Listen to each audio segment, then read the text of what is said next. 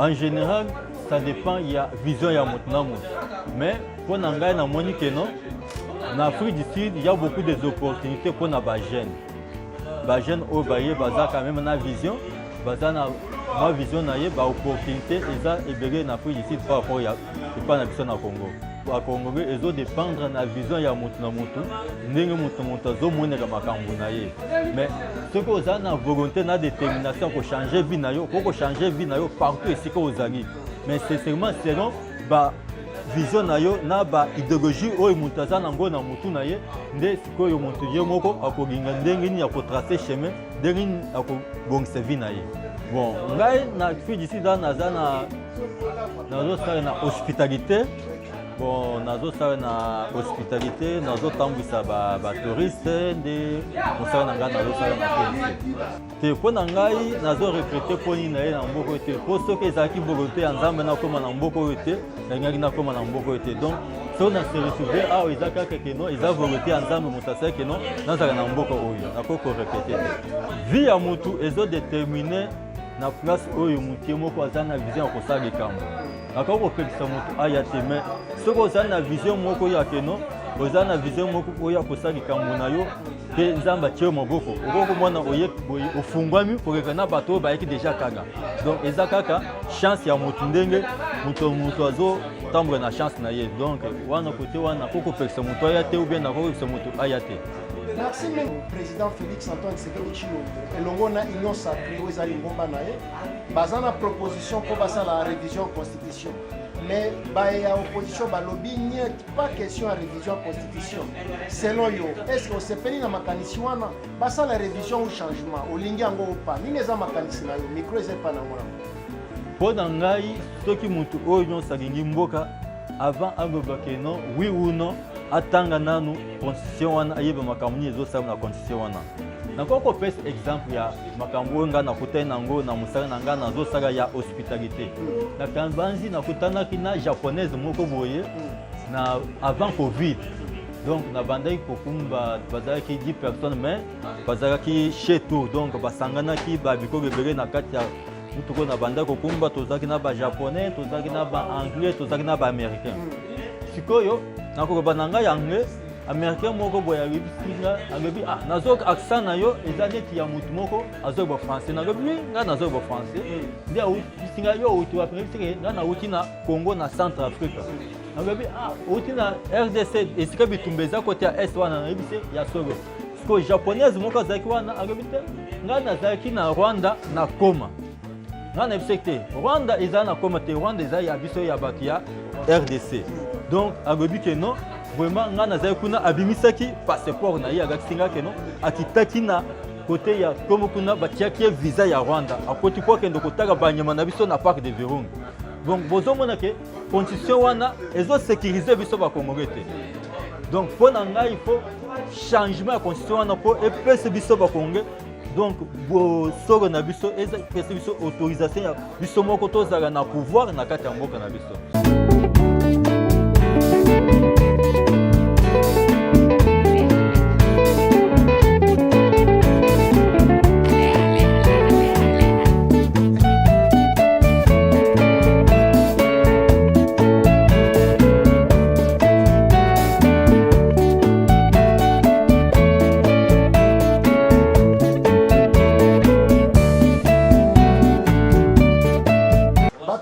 Maman bandeko bolingo mbote na bino lisusu.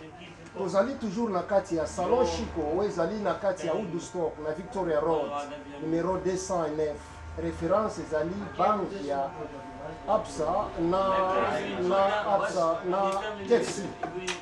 Toza bisika to kokutana na bakongolais ebele. Alobi to profiter to solola bomoni mwana mboka vandi pembeni na mbote mwana mboka. Mbote papa.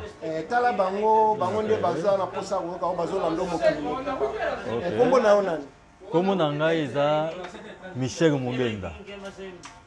Tozali na mwana mboka Michel awa. Yebisa biso na toza wapi awa? Toza na mboka nini?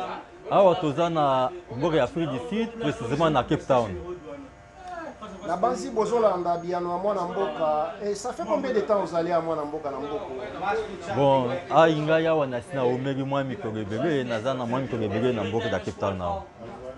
fotala bango po bazolanda bango nde bazolanda mokili mobimba boni Afrique du Sud ezali malamu to eza mabe oso umeli awa ezali malamu to eza mabe. En général Afrique du Sud eza magamu mpona ngai. En général Afrique du Sud eza magamu. En général Afrique du Sud eza malamu, mais selon yo Afrique du Sud na Congo soki to comparer yango na ba opportunité bisika nini ezali malamu mpona ba Congo Afrique du Sud to Congo? En général ça dépend, il y a vision ya moto na moto, mais mpona ngai namoni ke non na Afrique du Sud il y a beaucoup des opportunités mpona ba jeunes oyo baye baza quand même na vision baza na ma vision na ye ba opportunité eza ebele na Afrique du Sud par rapport ya pas na biso na Congo. Merci mingi mwana mboka ozoyanula malamu mpe bakongole bazosepela na bisika to babotala mais yebisa biso boni vie ya bakongole awa ezali malamu to eza mabe? Kaka ndenge na uti koloba ke vie ya bakongole ezodépendre na vision ya moto na moto ndenge moto na moto azomoneka makambo na ye. Mais soki oza na volonté na détermination kochanger vie na yo kochanger vie na yo partout esika ozali, mais c'est seulement selon ba vision na yo na ba idéologie oyo moto aza nango na mutu na ye nde sikoyo moto ye moko akolinga ndenge nini akotracer chemin ndenge nini akobongisa vie na ye. Na basi bozo profiter mpona kozwa conseil koute epai ya mwana mboka nayebisa biso baaktivité nini ozosala na Afrique du Sud? Bon ngai na Afrique du Sud nazosala na hospitalité.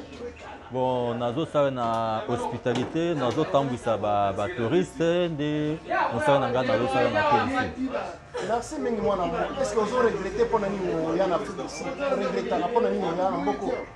Te mpona ngai nazoregrete mpo nini na ye na mboko oyo te mpo soki ezalaki volonté ya Nzambe nakóma na mboko oyo te nalingaki nakóma na mboko oyo te. Donc soki na se retrouve awa eza kaka keno eza volonté ya Nzambe moto asali keno nazala na mboko oyo nakoki koregrete te.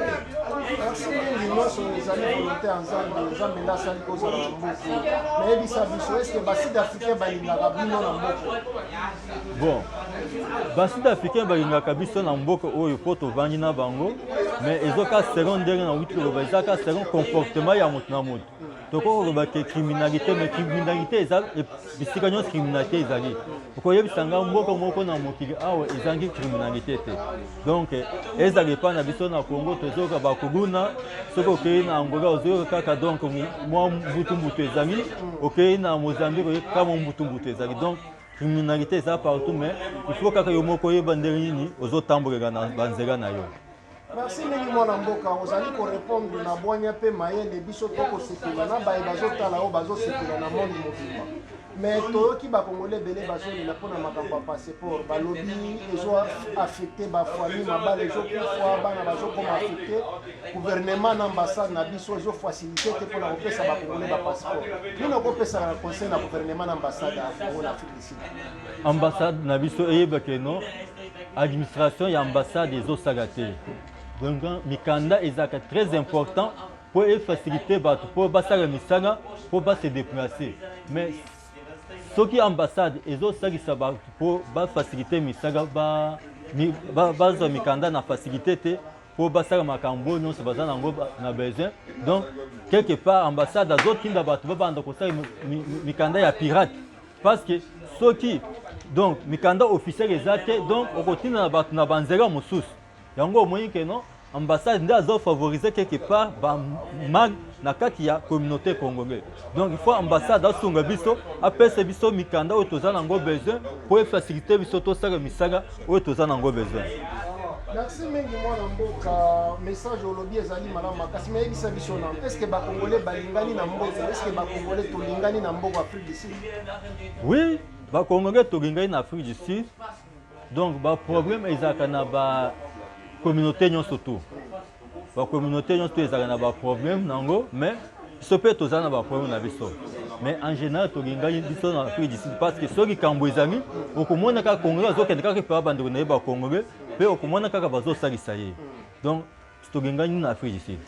Tolingani na Afrique du Sud selon mwana mboka na banji bozososola malamu, mais nini okopesa lokola conseil na bakongolo bazolinga koya na Afrique du Sud to baye baza na nzela bazoya Afrique du Sud selon yo oza déjà na expérience ya mboko nini okopesa bango lokola conseil baya to baya te soki bakoya mpona nini soki bakoya te mpona nini? Vie ya mutu ezodétermine na place oyo mutu ye moko aza na vision ya kosala likambo. Nakoki kopekisa mutu aya te, mais soki oza na vision moko ya keno oza na vision moko oya kosala likambo na yo mpe nzambe atie yo maboko okokomona ofungwami koleka na bato oyo bayaki deja kaka donc eza kaka chance ya motu ndenge moto azotambola na chance na ye donc wana kote wana kokopekisa moto aya te ou bien nakokopekisa moto aya te.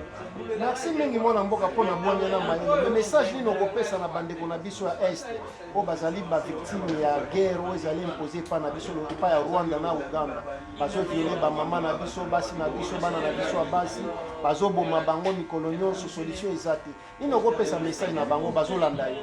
Donc mpona ngai makambo ya este wana po esinga il faut tout d'abord biso bakongole tozala na bomoko nakoki kopesa exemple ya mboka oyo omoni na mboka oyo bagekaki vraiment na mikakatano ya apartheid mais baza mpe na batribu ebele na mboka oyo mais omoni bango nyonso ils se sont réunis na nsima ya motu moko Mandela donc bango nyonso baza kaka motu moko bazoloba liloba moko yango basali ke non babungisa apartheid esinga biso mpe epa na biso koni na este biso nyonso bakongole tozala kaka nsima ya motu moko nsima ya président de la république ezala na mabe na ye ezala na magamu na ye premièrement tobengana nanu banguna ntango tokobengana banguna bakei libanda sikoyo tokotikala na makambo na biso entre biso na bakongo na kati ya Congo to résoudre makambo na biso na kati ya Congo toprofite te ke non koko toza na problème ya biso interne tokende kokabata libanda baya kosalisa biso jamais moto ya libanda koya kosalisa yo donc eza kaka biso bana mboka faut tout d'abord ini totika makambo ya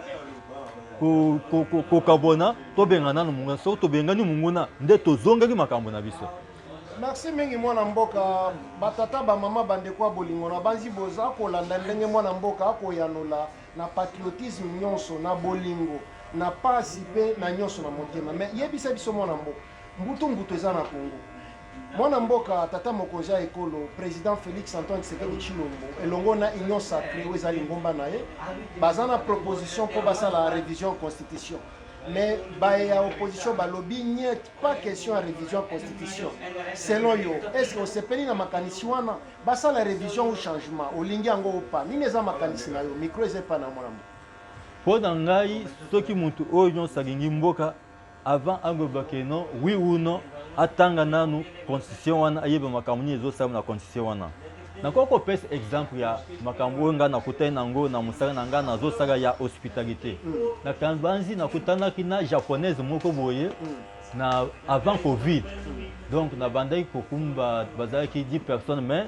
bazalaki chez tour donc basanganaki babikolo ebele na kati ya mutuko na banda kokumba tozalaki na bajaponais tozalaki na baanglais tozalaki na baaméricain sikoyo nakokoba na ngai anglais américain moko boye ayebisinga alobi nazoyoka accent na yo eza neti ya motu moko azoyoba français nalobi ngai nazoyoba français nde ayebisinga yo outi wapi nayebisika ngai nauti na Congo na centre afrique nalobi outi na RDC esika bitumba eza kote ya est wana nayebise ya solo sikoyo japonaise moko azalaki wana alobi te ngai nazalaki na Rwanda na Koma ngai nayebisaki te Rwanda eza na Koma te Rwanda eza ya biso ya bato ya RDC donc alobi ke non vraiment nga nazali kuna abimisaki passeport na ye akakisinga ke non akitaki na kote ya Congo kuna batiaki visa ya Rwanda akoti po akende kotala banyama na biso na parc de Virunga donc bozomona ke constitution wana ezosécurize biso bakongolais te donc mpo na ngai il faut changement ya constitution wana mpo epesa biso bakongolais donc bosolo na biso epesa biso autorisation ya biso moko tozala na pouvoir na kati ya mboka na biso donc constitution wana ezopesa pouvoir mingi epai ya bapaya mpo baya kocontrole biso mpo na ngai changement ya constitution eza te ke non mpo na président ya mboka mais ngai nazomona nde Congo parce que président aza mutu akoki kokaka lelo agamuki akufi mais biso sikoyo génération na biso future ekozala ndenge nini donc tozosala mpo na biso bato ya lelo mais tozotala génération future ya Congo ke non totikala bango quand même héritage oyo ekotikaka mpona koservir bango. Merci mingi mwana mboka motuna suka avant opesa mbote na baoyo ya yo pamba te toza na suka mbula 2024 toza na novembre mais nini esengeli fwachi na gouvernement na ebasala mpona kosilisa guerre wana ya est mpona kosilisa pauvreté na Congo et puis mpona kopesa bakongolais misala selo nini esengeli basala pesa bango conseil bazoka problème ya Congo ezaka ya président ye moko te problème ya Congo eza tous les Congolais faut biso pe ba Congo te beke non toza peuple moko pe éduqué te soki nazotala makambo oyo ezosalema na Congo na makambo ezosalema awa okomona Congolais azomela mungani asikisi abwaki na bagabaga mais awa okomona na mwana moke ayebi ke non poubele ezalaka wapi. Donc makambo nyonso tokotia kaka mutu ya président ya mutu moko te parce que ndenge balobaka mosapi moko ekoko soko egongi te. Problème ya Congo eza problème ya biso nyonso tu s'engager na problème wana. Mais du côté sikoyo ya président de la République yende papa ya mboka wana. Il faut azala vraiment na miso ya impuni. Donc mutu soka sali mabe il faut ba punir ye. Pour atteindre la Bible rebi que non chikote egalaka na mutu isika ya mutu oyo azosala bugamu te. Soki ba qui a gouvernement naïe, bazo sala makambo ya mabe, il faut punir bango.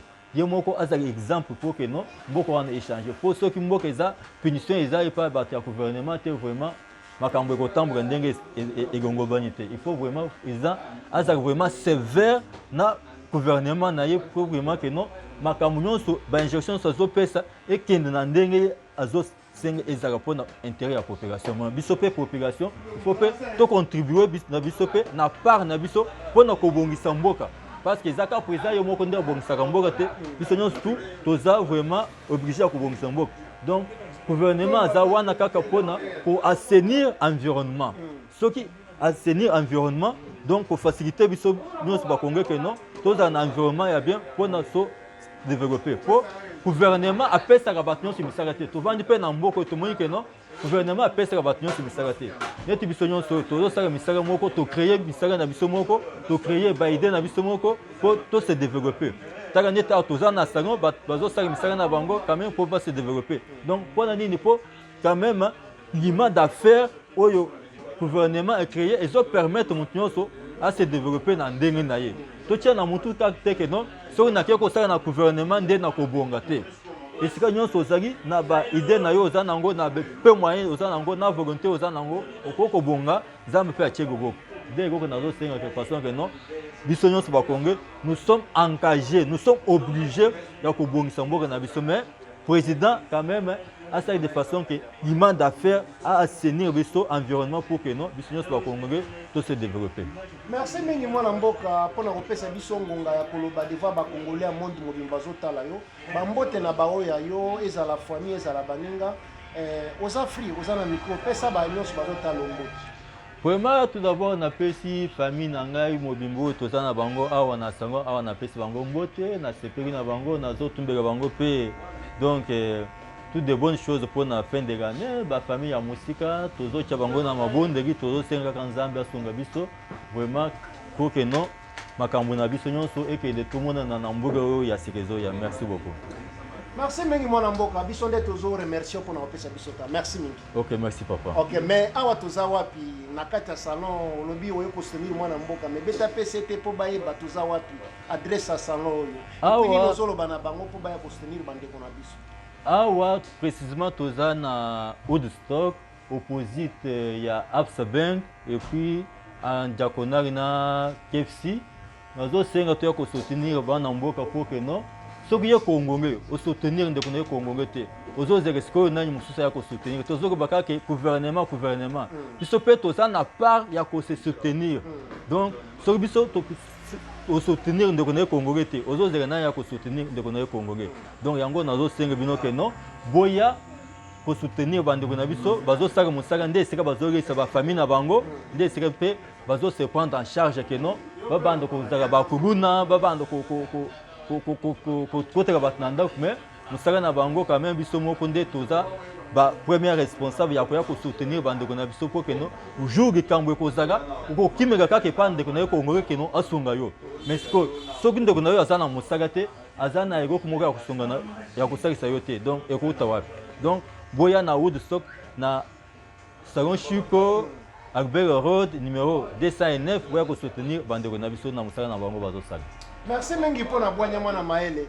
Merci mingi biso de te remercier. OK, merci. Na basi ba Congolais ba sepeli na bia no na yo. OK, merci. Na lingi pe na profiter pona ko informer bino ete mayanga ni na Politique TV tozali na ba service ebele tozali ko rendre na bino population congolaise to communauté congolaise ya mokili mobimba. Kasi mingi ya Afrique du Sud, ya Mpumalanga, ya Jobour, ya Deben, ya Port Elizabeth, ya bisika nyonso tout. C'est-à-dire soki ozali na business na yo osalaka business songolo to pakala to oza na baaktivité na yo songolo to pakala ozali na posa tosalelo publicité eleka na chaîne na biso Mayanga na Politique TV pamba te tozali na audience bato bayeba business na yo pe bameka koya na business na yo contacter biso numéro na biso eza na se wana contacter direction commerciale ya Mayanga na Politique TV bakosolola na yo tokosalelo musala ya qualité tokosalelo musala professionnel avec bolingo pe patriotisme nyonso topesi yo musala na yo et soki olingi okende kochango na bachaîne na yo to bisika songolo to pakala ozali libre et soki olingi to banda ko lekisango na ba émission na biso surtout tozo sala pamba te tozali na audience na ko beta sete okobenga toujours direction commerciale ya Mayanga na Politique TV toko solola et puis makambo ekoleka malamu wana ezali point ya liboso koya mibale na lingi ko bakisa lisusu boye Mayanga na Politique TV maison média tozali pe na département o ezali ko couvrir ba événement na bino nyonso tout ezala ba événement ya esengo ezala ba événement ya mawa tozali wana pona ko accompagner bino na kolela na bino na kosepela na bino tozali wana pona ko accompagner bino soki ozali na matanga ke ozana posa to salelo vidéo to film ya matanga mobimba benga biso toujours direction commerciale toko solola toko ya toko salelo musala ya qualité pe toko peso yango soki ozana posa eleka na chaîne YouTube na biso Mayanga na Politique TV toko salango me wana ekozala lisolo mususu soki ozali na anniversaire ozali na fête ozali na mariage ozali na biloko nyonso tu ya esengo ke ozana posa etikala na film benga biso tokoya tokosalelo musala ya qualité pe okosepela ndenge na lobaki soki ozana posa eleka na chaîne na biso tokosala bongo me wana ekozala lisolo mususu na banzi yete pona lelo na suki awa o ezali ba service ya liboso ona eli bino pona ko expliquer bino po boyeba ete Mayanga na Politique TV et awa pona ko servir bino. Merci mingi pona bolingo na bino boko bana ko s'abonner na chaîne YouTube na biso bo partager ba émission na biso bo like biso tozali bana misala na bino. Nazali Patrick Chimanga tata ya Mayanga ni mwana ya mama Christine Kalanga